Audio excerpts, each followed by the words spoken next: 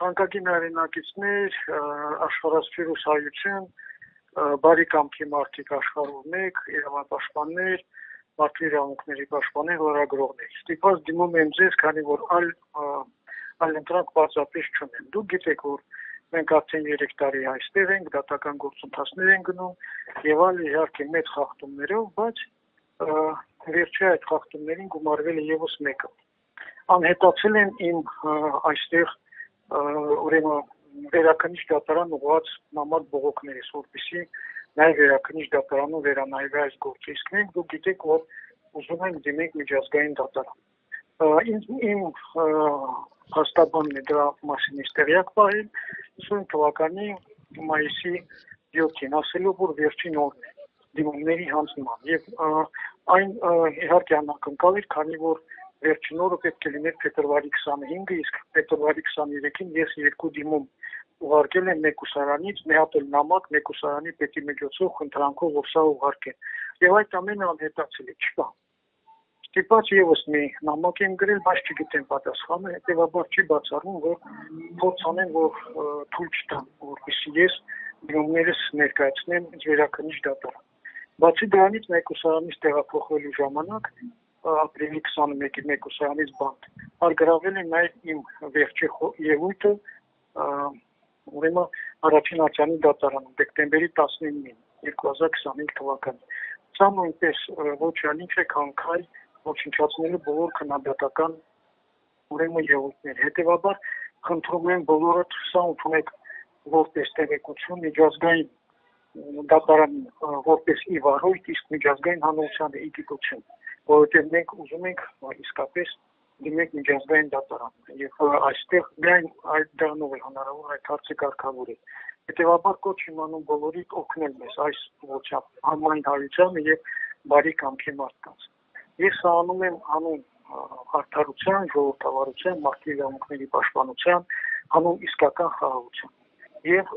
կարծում եմ սա միակ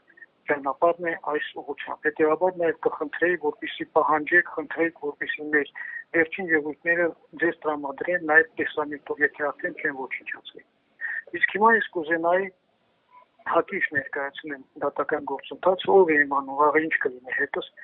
որպեսզի դուք տեղյակ լինեք ընդհանուր առմամբ ինչ է կատարվում։ Այս դատավարությունը, որ ընթանում է, իհարկե շինծու է, խախտում են կոպտորեն բոլոր նորմերը մարդասիրության, արդարության, միջազգային իրավունքի, իրենց սեփական օրենսդրությունը։ Ես կոչ եմ անում, որպեսզի մեր հայրենանվեր հայությունը միավորվի եւ պաշտպանենք մեր իրավունքները, որովհետեւ մենք դիմելու ենք միջազգային դատարան։ Իրենց բոլոր փաստարկները շինծու են, փուչիկ են, շատ թույլ են, չեք պատկերացնում։ Եվ այս դատավարությունը ոչ թե դատավարություն է, սա էթնոքաղաքական վենդետա է, էթնոքաղաքական լինչ է ուղղված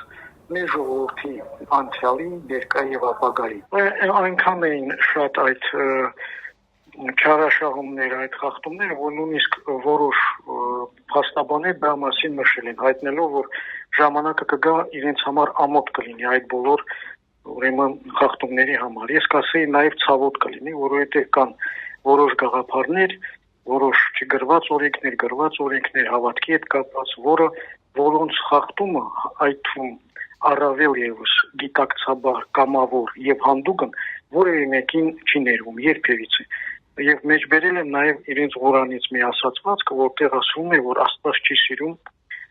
ուրեմն հանդուգն եւ ինքնահավան, այսպես ինքնագոհ մարդկանց։ Եվ սա շատ կարևոր է։ Կարծում եմ, որ դա ունեցավ իր ազդեցությունը եւ այնքան է շատ այդ խախտումները, որ երբեմն նաև տրագիկոմեդիա է հասնում, ասես օրինակ առաջի բանը, որ աչք է ծագում, դա մեղադրականում այն ինչ գտել են իմ մոտ խոզարկման ժամանակ։ Նրանք գրել են, որ հայտնաբերվել է 2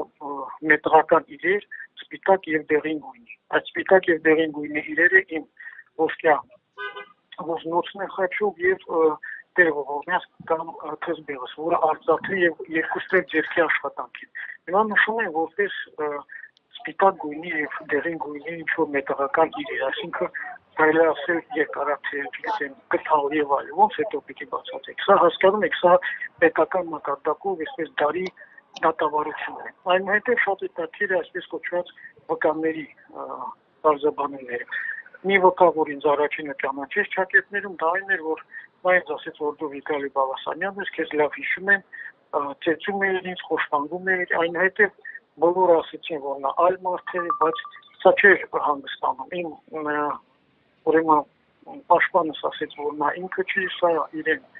անպատվեց հայ համարից, հետո տեսավ, որ իրավիճակը բարձրացել է, սկսեց ինչ-որ սիմուլյանտություն անել։ Մյուսը, որ ինձ ճանաչեց էլի ճակետներում, մի մարդ է, որ ասում է, որ ես իրեն խոշտանգում էի 1994 թվականի ձմռան։ Եվ ասում է, չես փոխվել առհասարակ, հասակը 2 մետր նույնն է, ուրեմն ոսկե գույն մորուքով, բեխերով եւ մազերով ոչ մի ձևով չես փոխվել։ Դա էլ ասում է, որ իրեն մատնանշելով մեզ ծեծում էինք դաշան ձևով 93 թե 92 թվականին կախել էինք գլուխը դեպի ներքև 7 օր պահել էինք այդ իրավիճակում ծեծում էինք երկաթի ծողերով ինչ-որ փայտերով ես հարցնում եմ ասում եմ նույնիսկ չղջիկները որոնք 1 միլիոն տարի կամ միլիոնավոր տարիներ էվոլյուցիան անցել չեն կարող ամբողջ օրը 7 օր իրար հետևից կախված մնան ո՞նց է դու կախված մնացել հասկանում եք նման բաները նորմալ դատարանում պետք է առնվազն 3 ուրեմն պատասխան տրվի դրանց կամ այդ մարդիկ պետք է ներողություն խնդրեն կամ նրանց նկատմամբ պետք է փոխհակամություն անել բժշկական միգուցե ինչ-որ խնդիրներ ունեն կամ պետք է որպես զրպարտություն համարեն եւ դատի տան ոչ մի բան տեղի չունեցավ հակառակը նրանք գալիս էին բոլոր դատավարությունների շատ ու շատ այլ դատավարությունների եւ նրանց ցույց էին տալիս առաջին պլան իրենց հերոստատեսություն հետաքրքիր է նաեւ այն որ ուրեմն մեր քննության ժամանակ նախաքննության բերեցին եւ ցույց տվեցին ԼՂՀ ազգային ժողովի պատգամավոր Դավիթ Գալստյանի նկարը ասեցին որ սա հայտնի մաֆիոզ է որը ուրեմն զենք էր վաճառում ես ասեցի այդ մարդը դրա հետ կապ չունի հետո պարզվեց որ սա այլ Դավիթ Գալստյանը պատրոն Դավո կոչված անձ բայց խնդիրը նա է որ այդ պատգամավորի նկատմամբ արդեն 73 հատ վկա վկայություն են տվել եւ անձամբ ուրեմն իբրև թե տեսել են իրեն իհարկե երբ որ ես պատմեցի նրանք խառնվեցին հետո գնացին մոտ 2 ժամ հետո եկան ասեցին փոխել ենք եւ կասեք որ դուք փրկել եք Գալստյան Դավիթի կյանքը չգիտեմ ինչու են փրկել սա է իրավիճակը այդպեսին է եւ երբ որ նաեւ մեզ ներադրում են